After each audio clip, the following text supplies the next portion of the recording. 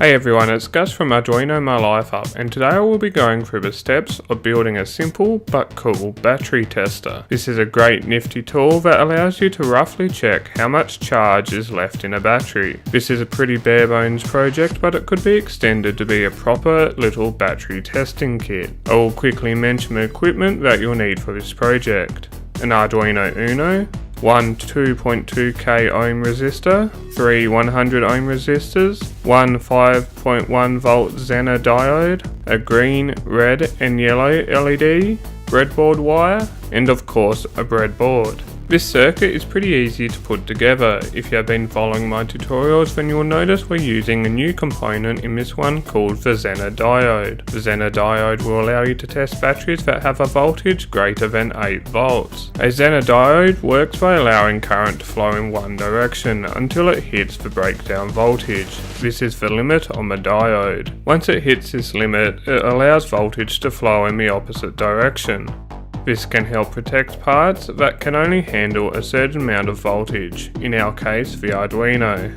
The 2.2k ohm resistor reduces the current coming from a battery to something that the Arduino will be able to take in. If your current is too high, then it may damage the Arduino.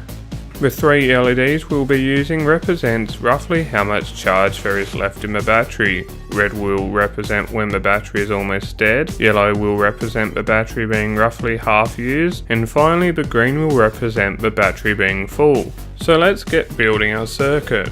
First, wire the ground pin from the Arduino to the ground rail on the breadboard.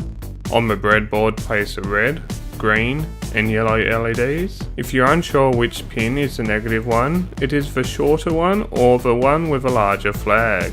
The larger flag can be seen if you look into the LED. Connect the ground pins on the LED to the ground rail on the breadboard. Place a 100 ohm resistor onto each of the positive ends of the LEDs. Then hook a wire from the resistor to the pins on the Arduino. The LEDs should connect to the relevant pin on the Arduino. Red should go to pin 4, yellow should go to pin 3, and green should go to pin 2. Now connect up the analog pin 0, A0, to the breadboard. Add a 2.2k resistor and the Zener Diode, with a line on the Zener Diode facing in the direction of the Arduino. Finally, have a loose wire coming from the other end of the diode, and lastly have a loose wire connected to the ground rail.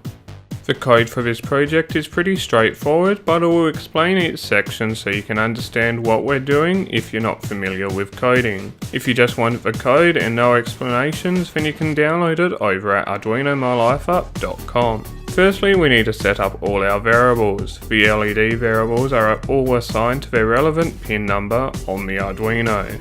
The analog value variable is where we'll be storing the value that comes from the battery input. The voltage variable is where we will store the calculated voltage value from the analog value variable. Finally, LED delay is how long we want our LEDs to remain on before switching them off. This is in milliseconds. The setup function is called once and is the perfect place to set up all our pins. In this particular program, we need to set up all our LED pins to be outputs.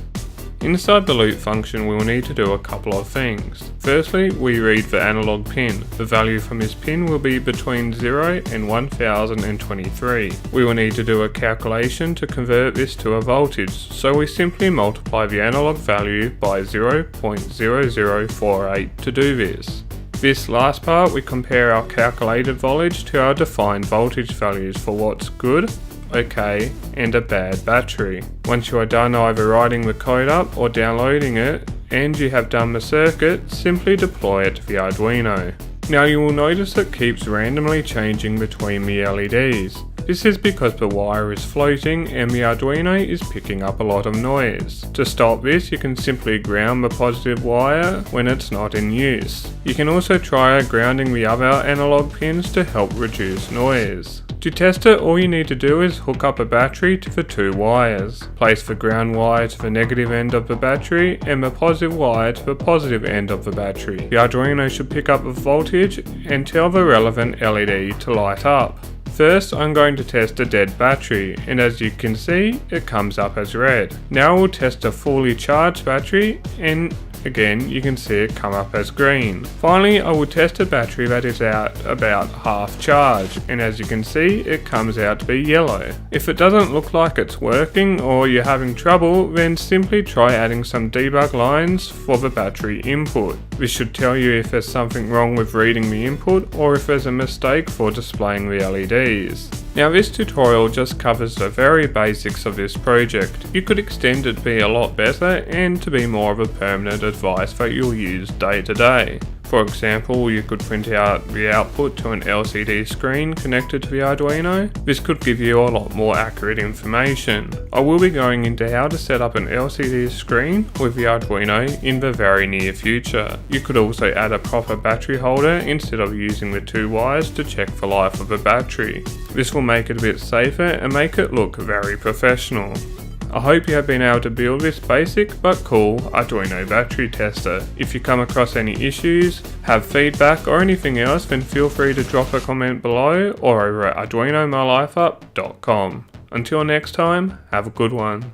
Thanks for watching. Be sure to check out these 21 Arduino projects that anyone can do.